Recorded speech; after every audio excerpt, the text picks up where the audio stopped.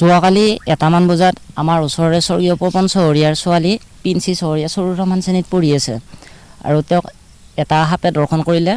তাৰপিছত লগে লগে আমি চিপাঝাৰ মেডিকেলত লৈ যাওঁ আৰু তাত লৈ যোৱাৰ পিছত যিজন ডক্টৰে চাইছিল তেওঁ তাৰমানে কৈছে যে বহুত বিষাক্ত সাপ নহয়, আপোনালোকে অলপ সময় ইয়াতে ৰখাৰ পিছত যেতিয়া সুস্থ হ'ব ঘৰত লৈ যাব পাৰিব। তাৰপিছত অলপ সময় বুলি কওঁতে 1 ঘণ্টা 2 ঘণ্টা ৰখিব দিছিল। আমি সিমান টাইম নৰখি আধা ঘণ্টামান ৰখি বেলেগ এজন ডক্টৰ আহিল, তেওঁৰ চিপছটো শেষ হৈছে। তাৰপিছত তেওঁক যাই সুধিলোঁ, ছাৰ এনেকুৱা ছোৱালীজনীয়ে পানী খাব বিচাৰিছে, খুৱাব পাৰিনে? তাৰপিছত তেওঁ লগে লগে মঙলদৈ চিভিলত ৰেফাৰ কৰি দিয়ে আৰু মঙলদৈ চিভিলত আমি লৈ যাই থাকোঁতে গাড়ীৰ অসুবিধাৰ কাৰণে আমি বাইকতে লৈ গৈছিলোঁ। ঠিক বাগান চকত যাই তাই বমি কৰে আৰু এবাৰ বমি কৰে, আমি ৰাখি বমিখিনি মুচি লৈ যায়, আকৌ চিভিল পাৱাৰ পিছত আকৌ এবাৰ বমি কৰে, সেইখিনি মুচি দিওঁ। তাৰপিছত দিয়াৰ পিছত যেতিয়া চিভিলত ভৰ্তি কৰোঁ আমি পুৰণাখনত কৰোঁতে তাতে যিজন ডক্টৰ আছিল তেওঁ ক'লে যে এইটো বাচ্ছাৰ ডক্টৰত যাব লাগিব আৰু ইমাৰ্জেঞ্চি কেছ। তাৰপিছত আমি নতুনখনত লৈ যাই ICUত তাতে ভৰাই দিওঁ। তাৰপিছত দিয়াৰ পিছত যিটো সাপে কামোৰা বেজী সেইটা ব্যৱহাৰ কৰি কি লগে লগে আমাক ৰেফাৰ দিয়ে, গুৱাহাটীলৈ ৰেফাৰ দিয়ে GMC লৈ।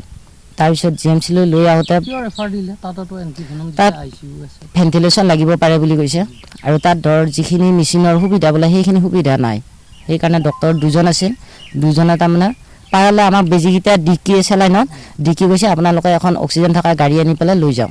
তাৰপিছত তাৰ পৰা প্ৰাইভেটকৈ এখন গাড়ী ধৰি আমি GMC লৈ যাওঁ। তাৰপিছত যেতিয়া আমি গাড়ীত তোলোঁ তেতিয়া তাই অলপ হাত ভৰি মাৰিব ধৰিছিল।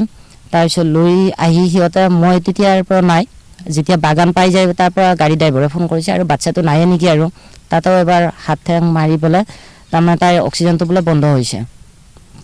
তাৰ পৰা আনি চিপাঝাৰত দেখাওঁতে চিপাঝাৰত কৈছে পালছটো পাই আছে। তাৰপিছত সেই বুলি কওঁতে আকৌ লৈ আহে হেৰিলৈ, এই চাৰিআলি যিখন অভেল বুলি মেডিকেল আছে তাতে লৈ যায় আৰু লৈ যোৱাৰ পিছত তাত ঢুকোৱা বুলিয়ে কয় আৰু তাৰপিছত ঘৰলৈ লৈ আহে। লৈ অহাৰ পিছত হ'লেও আমাৰ মনৰ সান্তনাৰ কাৰণে আকৌ GMC লৈ যায়।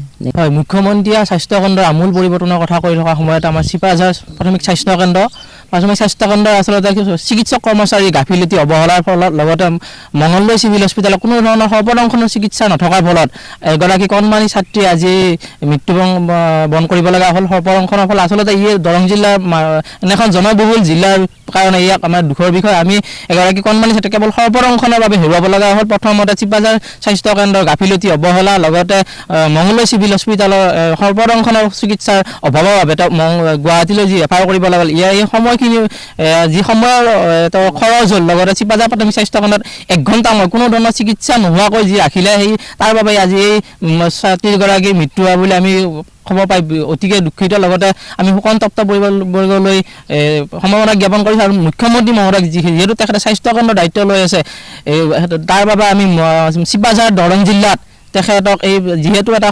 চিকিৎসাৰ অতিকে বেয়া অৱস্থা চিপাঝাৰ মঙলদৈত কেৱল সৰ্বদংশন বুলিয়ে নহয় যিকোনো চিকিৎসাৰ অভাৱ, আমি তাৰ বাবে চিপাঝাৰৰ বিধায়ক তথা সাংসদগৰাকীক আমি এই বিষয়ত তেওঁলোকৰ সুব্যৱস্থা ল'বৰ বাবে আহ্বান জনাইছোঁ।